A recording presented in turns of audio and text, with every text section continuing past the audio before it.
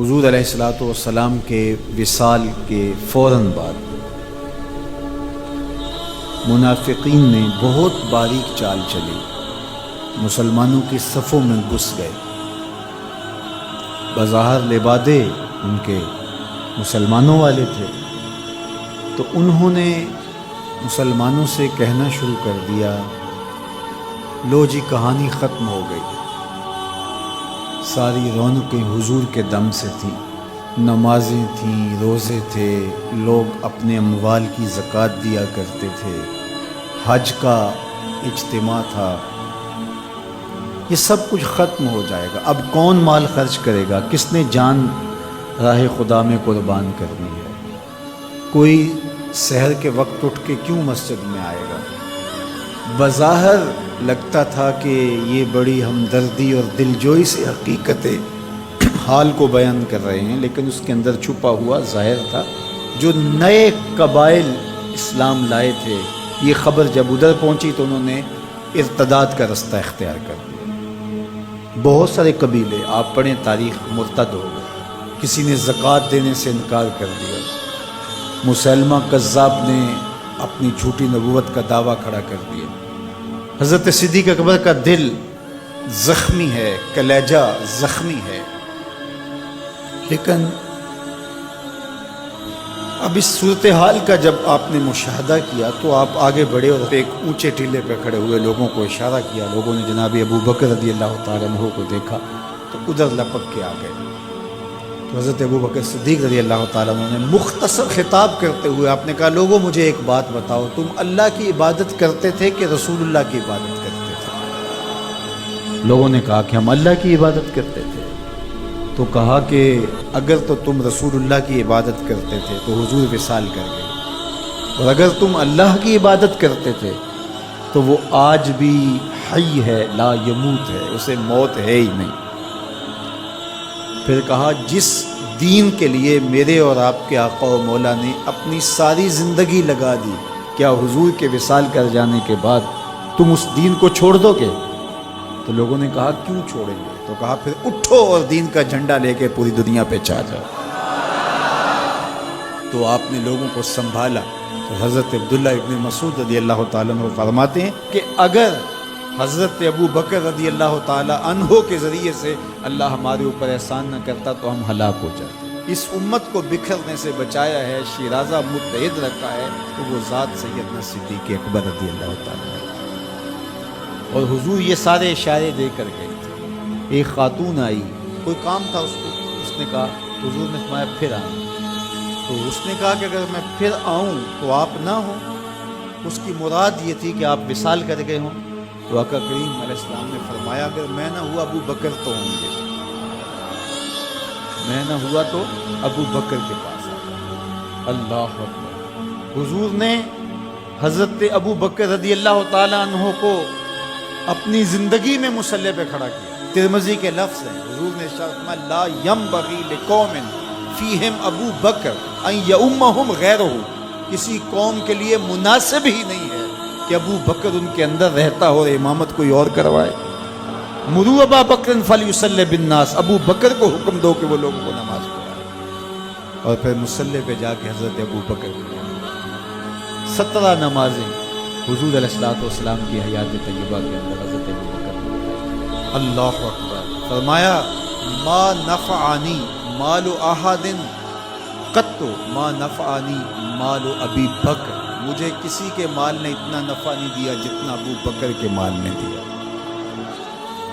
اللہ کے علاوہ اگر میں کسی کو خلیل بناتا تو ابو بکر کو بناتا، لیکن اللہ میرا خلیل ہے، جنہیں سیدہ کہول اہل الجنہ کہا گیا، جنت کے بوڑھوں کے سردار بنائے گئے۔ حضور نبی رحمت صلی اللہ علیہ وآلہ وسلم کی نیابت اور حضور علیہ السلام کی خلافت کا تاج ان کے سر پہ رکھا گیا، جن کی صحابیت کو میرے رب نے قرآن میں بیان فرمایا، اذ یقول لصاحبہ لا تحزن ان اللہ معنا۔ جب غار ثور میں حضور علیہ السلام سیدنا ابو بکر رضی اللہ تعالیٰ عنہ کی گود میں سر رکھ کے لیٹے ہوئے، سانپ ایڑی پہ ڈنگ کے ڈنگ لگا رہے اور آپ اپنی ٹانگ کو جنبش نہیں ہونے۔ آنکھوں کا حلقہ توڑ کے آنسو حضور کے رخسار پہ گرتے ہیں اور آقا کریم بیدار ہوتے ہیں اور بیدار ہو کے پوچھتے ہیں مالا کا یا ابا بکر، ابو بکر کیا ہوا؟ ادب کے اس قرینے کو جناب سیدنا صدیق اکبر نہیں بھولتے، کہتے ہیں فدا کا امی و ابی یا رسول اللہ، لو دیکھ تو حضور میری ماں بھی آپ کے قدموں پہ قربان، میرا باپ بھی آپ کی راہوں پہ نچھاور، میرا قبیلہ میرا خاندان آپ کے قدموں پہ قربان، مجھے سانپ نے ڈس لیا۔ تو محبت کا یہ اسلوب اور الفت کا یہ طریق آپ کو یہاں ملے گا کہ انداز الفت نہیں چھوڑتے۔ تو سانپ کا کام تو ڈسنا ہے، چاہے وہ غار میں ڈسے یا اسلام آباد میں بیٹھ کے ڈنے لگے، وہ تو ڈستا رہے گا، لیکن ابو بکر حضور کی محبت کے ترانے پڑھتا رہے۔ سیدنا صدیق اکبر کی سب سے بڑی آرزو جب پوچھی گئی تو وہ یہی تھی کہ آنکھیں میری ہوں، چہرہ حضور کا ہو، نہ چہرہ ہٹے نہ آنکھیں تھکیں، دیکھتا رہوں اور دیکھتا رہوں۔ اس واقعہ کی حکایت قرآن میں بیان ہے۔ اذ یقول لصاحبہ، صحابی کا ٹائٹل قرآن نے حضرت سیدنا صدیق اکبر کے نام کیا ہے، اس لیے حضرت سیدنا صدیق اکبر کی صحابیت کا انکار کفر ہے۔ جو حضرت صدیق اکبر کو کافر کہتا ہے وہ خود کافر ہے، اس لیے کہ ان کا ایمان، ان کا اسلام اور ان کی صحابیت قرآن کی قطعی نص سے ثابت ہے اور ان لفظوں کے ساتھ ثابت ہے۔ اذ یقول لصاحبہ لا تحزن، کہا گھبرانے کی ضرورت نہیں، ان اللہ معنا، اللہ ہمارے ساتھ ہے، اللہ ہمارے ساتھ ہے۔ اور پھر کہا وَالثَّانِي اثْنَيْنِ إِذْ هُمَا فِي الْغَارِ، دو میں سے دوسرا، اللہ اکبر، اللہ نے دو میں سے دوسرا کہا ہے، یہ شان ہے سیدنا صدیق اکبر، جو ثانیہ اثنین ہیں غار میں۔ اللہ اکبر، یار کہتے ہیں حضور کا سایہ نہیں تھا، لیکن جناب ابو بکر سائے کی طرح حضور کے ساتھ، قبر کے بھی ساتھی، بدر کے بھی ساتھی، سفر کے بھی ساتھی، حضر کے بھی ساتھی۔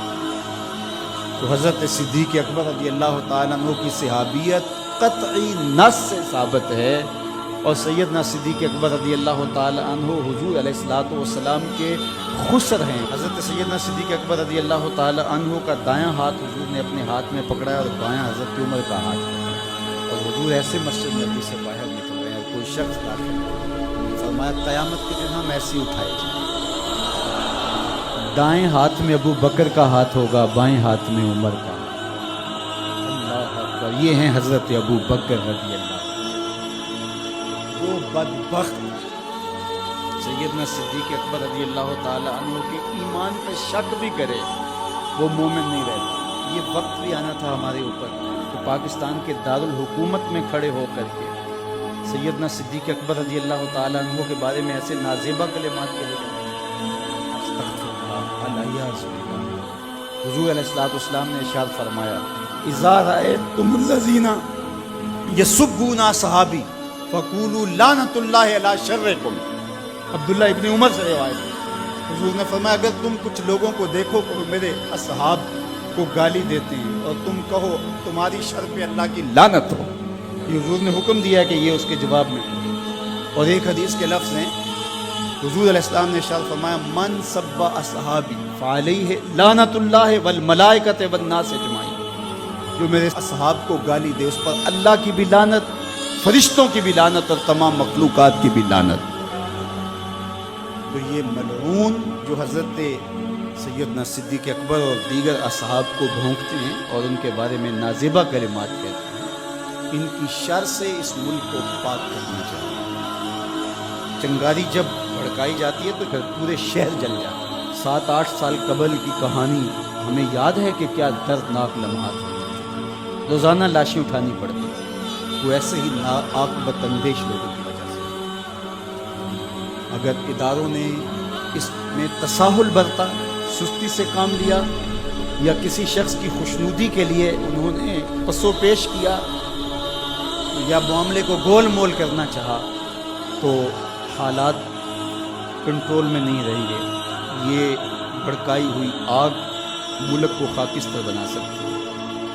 اللہ میرے وطن کی حفاظت کرے۔ یہ ملک قربانیوں سے حاصل کیا گیا ہے، اور اس کے امن کو بحال کرنے کے لیے ہمارے اداروں نے بہت محنت کی، بہت لوگوں نے قربانیاں دی۔ تو ایسے ناہنجار لوگوں، ایسے بدبخت لوگوں کو فوراً قانون اپنی گرفت میں لے، اور ایسے بدزبانوں کو لگام دینی چاہیے کہ جو اصحاب رسول کو بھونکتے ہیں اور اتنے سخت جملے کہتے ہیں۔ معاذ اللہ سیدنا صدیق اکبر کو کافر کہا جائے گا؟ جو صدیق میرے نبی کے دل کا چین ہے، جو اسلام کی بہار ہے۔ عبداللہ ابن مسعود فرماتے ہیں ہم بچے ہی ابو بکر کی وجہ سے تھے، ورنہ ہلاک ہو جاتے۔ جس ابو بکر رضی اللہ تعالیٰ عنہ کو حضور نے مصلی پہ کھڑا کیا، جس ابو بکر رضی اللہ تعالیٰ عنہ پہ اتنا اعتماد تھا کہ ہجرت والی رات ان کا انتخاب کیا۔ حضرت سیدنا عمر رضی اللہ تعالیٰ عنہ نے حضرت ابو بکر رضی اللہ تعالیٰ عنہ کا ذکر کیا اور رو پڑے اور کہا کہ ابو بکر میری زندگی کی ساری نیکیاں لے لے اور غار والی ایک نیکی مجھے دے دے۔ اور پھر کہا کرتے تھے کہ کاش کہ میں ابو بکر کے سینے کا بال ہوں۔ ابن جوزی نے لکھا ہے کہ ہمارے بزرگ اور اسلاف جو تھے وہ ابو بکر و عمر رضی اللہ تعالی عنہما کی محبت اپنی اولاد کو یوں سکھایا کرتے تھے جیسے قرآن کی آیتیں سکھائی جاتی۔ ان کی محبت اولادوں کے سینوں میں راسخ کیا کرتے تھے۔ معمولی سی میل بھی سیدنا صدیق اکبر کے بارے میں برباد کر دیتے۔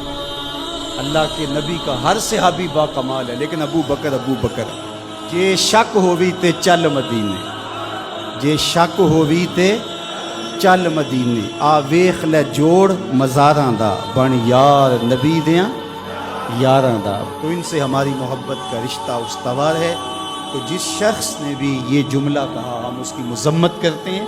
مذمت تو لفظ بہت چھوٹا ہے، اس کو قرار واقع سزا دیجئے۔ وہ بدترین انسان ہے روئے زمین پہ، اور اس سے کوئی رعایت نہ رکھی جائے تاکہ آئندہ ایسے راستے بند ہو۔